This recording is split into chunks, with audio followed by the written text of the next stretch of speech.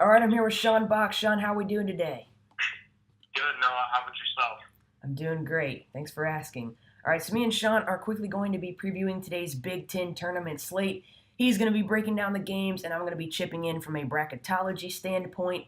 Now, before we get started, I'm going to quickly run through what went down yesterday. I'll put the bracket on screen now. We had a series of highly entertaining games to set up what should be an equally as entertaining quarterfinal round. First, Wisconsin edged Maryland to set up a showdown with Michigan State.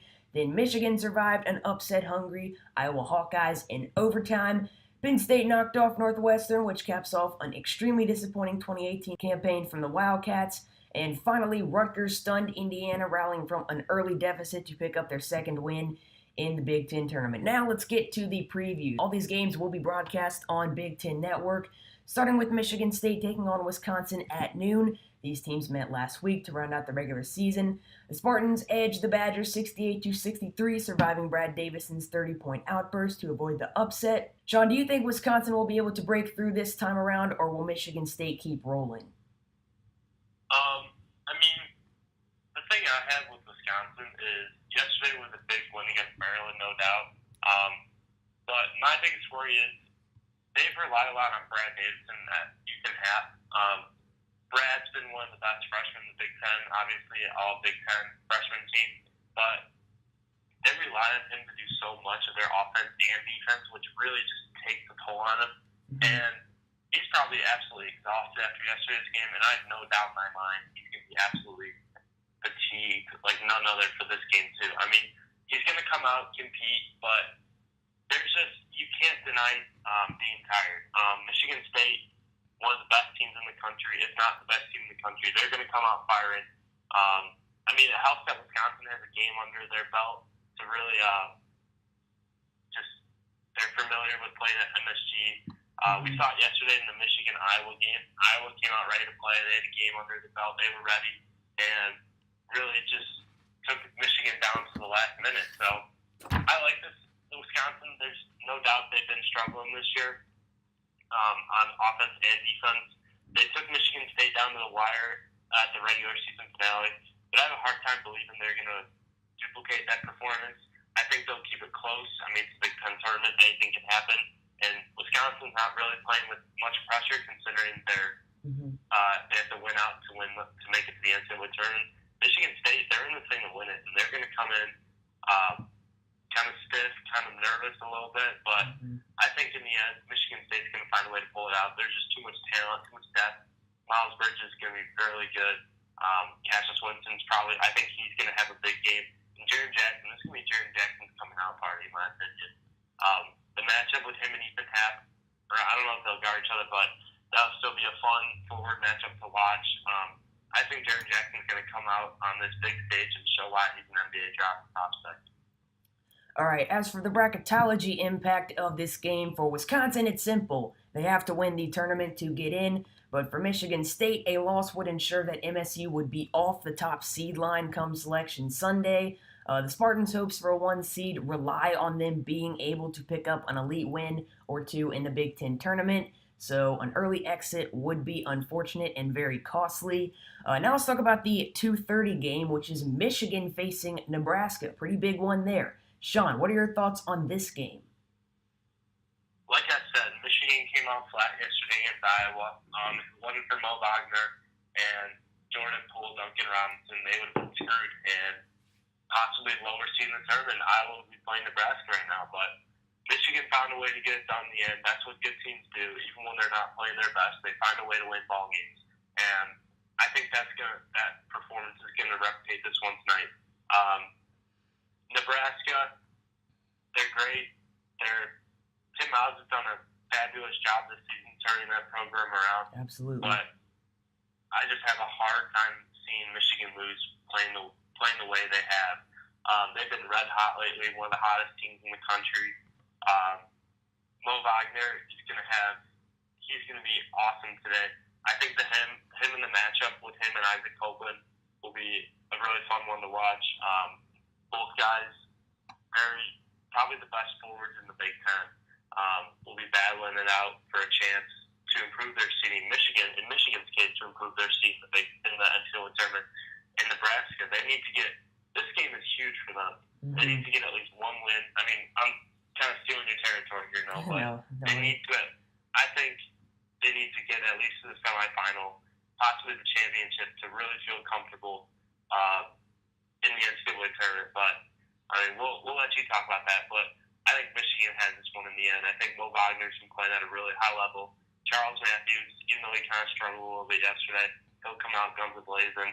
And I think this Michigan team is going to have a nice run like they did last year. That's a big concern. All right, here's what's at stake for the projected bracket. I'm going to talk about Michigan first. As of now, I have the Wolverines as a 6th seed. This is a very good team, so if they can make a run in the tournament and polish up their resume a little bit, they could end up in the conversation for a 4 seed.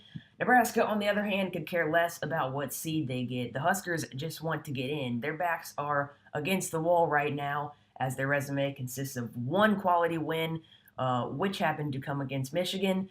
The good news is that the bubble is so wide open, beating Michigan and Michigan State would put Nebraska in the projected field, most likely. All right, next game at 6:30 p.m., Ohio State will face Penn State. The Buckeyes have 3 losses in Big Ten play this season, and 2 of them come at the hands of the Nittany Lions. Sean, will it be more of the same tonight, or will Ohio State advance? It will be more of the same if Penn State can get a little more production from guys other than Tony Carr. Tony Carr was bad to us yesterday against Northwestern. I'm pretty sure he dropped 25 points, and he was just absolutely phenomenal. But other than that, the shooting performance yesterday for the Nittany Lions was poor. They shot 29% from the field, and they were saved by their 3-point performance, which they shot 45%. But if they want to beat Ohio State like they had the 2 other times, they got to play all 40 minutes. Against Northwestern team that was kind of lacking depth a little bit. Their star point guard, Brian McIntosh, wasn't really 100%. The Nittany Lions, they struggled from the offensive end, especially. And against a team like Ohio State, who's so balanced on both ends of the ball, and has guys like Caleb Wesson running the show, it's going to be tough for them to really play like 30 minutes, 25, 30 minutes like they did against Northwestern and come out with a victory. So if Penn State can be on for 40 minutes and get some more scoring and offensive balance from those other guys like Shep Garner, all them, I think it'll be close. But I think from a talent standpoint, I like Ohio State. I think Chris Holtmann he is Big Ten Coach of the Year.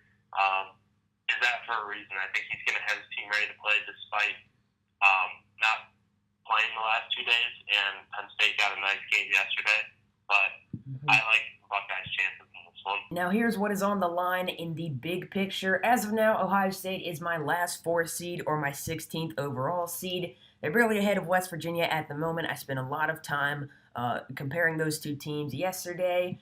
A loss in this game would probably seal their fate as a 5 seed, but we're talking about a team capable of winning this tournament, in my opinion. So looking ahead, if the Buckeyes are able to do just that, they would at the very least sit comfortably on the 3 line. And as for Penn State, they will remain on the outside looking in even with a win. All they have on their resume at the moment are the 2 wins over Ohio State. They need to prove that they can beat more than just one team before they're in anyone's bracketology. A win over Ohio State and a hypothetical win over Purdue, if they advance and win the next round, would probably not be enough, meaning that Penn State's at-large hopes are likely out the window at this point, but you never know. That's just my personal take. Final game, Rutgers and Purdue at 9 p.m. Rutgers is currently on an impressive run in the Garden, but I would be very surprised if the run doesn't stop here. Sean, do you agree? Yeah. Going off yesterday's game against Indiana, Rutgers, it's hard to lose when you shoot 58% from the field. Rutgers seemed to be hitting everything last night. They shot 17 of 25 in the second half to beat the Hoosiers. Good for that program, though. They've really been irrelevant the past couple years ever since they entered into the Big Ten. And Steve Pikiell's done a great job rebuilding that program. It's still going to take a couple years for them to really be relevant, but still, they're coming in hot. They're playing confident. They realize they're not going to make it to the NCAA tournament unless they win the whole thing. So they're playing pressure-free. They don't have to worry about seeding or anything like that. So, if I'm Purdue, I don't sleep on the Scarlet Knights. Obviously, Purdue is a lot more talented up and down the lineup. Isaac Haas, Matt Harms, those guys. Rutgers kind of lack the height a little bit. So it'll be interesting to see. I think Corey Sanders, he was unbelievable last night. I think he's going to have a lot tougher time with guys like Carson Edwards and P.J. Thompson really on his case, but I think Purdue in this one's just going to be too much. The front court, especially with Haas, Harms, Rutgers, I'm sorry, but I think your magical run's over. Better luck maybe a couple years down the line, but it'll be a good game, but yeah, I think Boilermakers are just going to be too much. All right, now the bracketology impact of this game would be absolutely zero if Purdue wins. But if the stars align and Rutgers somehow wins, Purdue's resume would take a massive hit, as this would be a quadrant 4 loss. I can't give you an exact estimate of where the Boilermakers would end up, as there's still over a week of basketball to be played. It would depend on how the teams currently behind Purdue would fare. All right, I'm going to wrap this thing up. Thank you so much for watching this bonus episode of the Pride Report, ladies and gentlemen. I sincerely hope that you enjoyed. Sean, thank you so much for taking time out of your morning to join me today. Yeah, thank you for having me, Noah. College basketball fans, enjoy the Big Ten tournament, and be sure to join me tomorrow for the Saturday show. I'm out. I'll see you guys then.